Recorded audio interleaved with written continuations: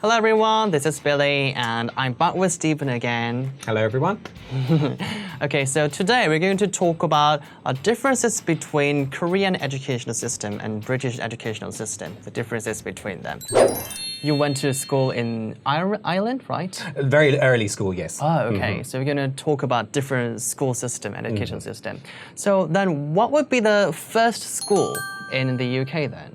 The lowest level you can join is what's called nursery school, Okay. or sometimes it's called reception. And it basically means 1 year where you're sort of being taught basic skills that you will need when you go to school. So it's still very much like kindergarten. So in what age then? Normally you would go to kindergarten age 4. Wow, really early. Wow. Then how long is it? Is it nursery? That's usually just 1 year, although I think nowadays the trend is also to send them a little bit earlier, so maybe they do a year and a half, but I did just 1 year. Wow, okay. And for the reception? That's the same level. And then usually what would happen is once you have completed nursery or reception, you join infant school. Oh, okay. Infant. How long is the infant then? Infant school then is your first formal education and it's 2 years long. So you're there from age 5 to age 7. And in Korea, after kindergartens, we go to a proper school, which is called an elementary school, right? What about in the UK? Well, in the UK, the infant school is the first official education. You're in the system. And then age 7, you go to either a junior or primary school. Wow. And this is a 4-year school where, you do your first sort of, long formal testing kind of education. So only 4? It's only 4 years because of infant school. So I think in Korea, your elementary school period is longer. So I think that includes our infants and junior school. So do infant schools have like proper subjects and classes? Oh, yes. Yes, Oh, you're wow. learning Okay. to read and to write, and you have to do math, and you do all the subjects at a very low level, but you start younger. Yeah. Okay, so in Korea, elementary schools do 6 years, but primary schools in the UK do 4 years, 4 right? years, until 11. Okay, until 11, okay. And in Korea, we move on to the middle school, right?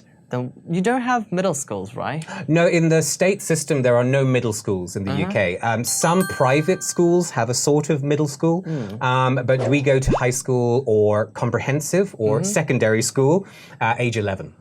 Oh, wow. So in Korea, for example, we do 3 years of middle school and another 3 years of high school, right?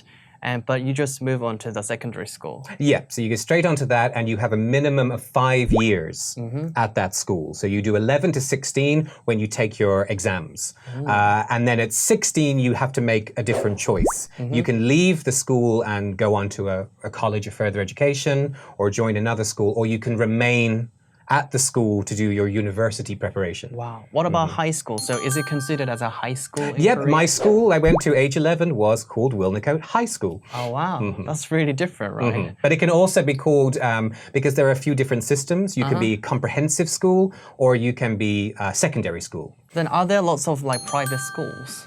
Yes, but that's where it gets complicated because in the UK, a private school is called a public school. Oh, okay. And a public school means you have to pay a lot of money to go there.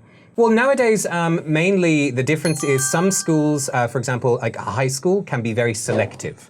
So basically, you have to have good grades from junior school to get in there. My school was like that. You had to show that you had good grades. Comprehensive schools basically means they will take anyone to that school. So there's no requirements. And then some secondary schools, they prefer to have a testing system to see who can come in. And you also have some schools where people have to pay a small amount of money, but that's a little bit unusual. Okay. And also in Korea, for high schools, there are like special kinds of high school which kind of specialize in foreign languages, for example. But what about in the UK? Are there those kind of different Yeah, schools? there's a trend nowadays for what they call academy schools. And so that will mean that they get a special grant or money from the government to specialize in certain areas. So for example, my old school, which always had a good reputation for performing arts, now is a performing arts academy. So they sort of have semi-professional programs. And then you can find sports academies or engineering academies. So yeah, they do exist now. They're becoming more popular. Wow. Then do the graduate of these kind of schools just go to university again?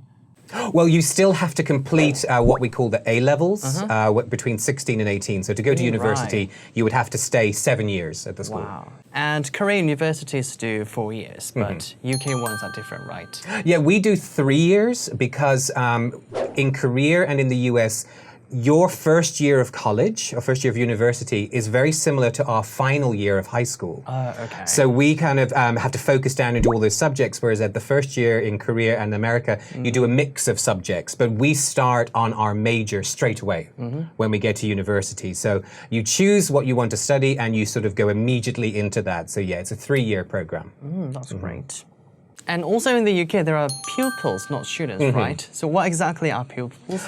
Pupil is what you are from the moment you enter school age 5 until you graduate high school. You are considered a pupil. And pupil is just an old word from Latin that means under supervision of somebody. And then once you go to university, you become a student. Right. Because now you're an adult, and that students are considered adults in the UK. Okay. So to review, to list the names of schools, you start from nursery and infants, right? And then move on to primary school, secondary school, and you can go to college, and then university, right? Exactly.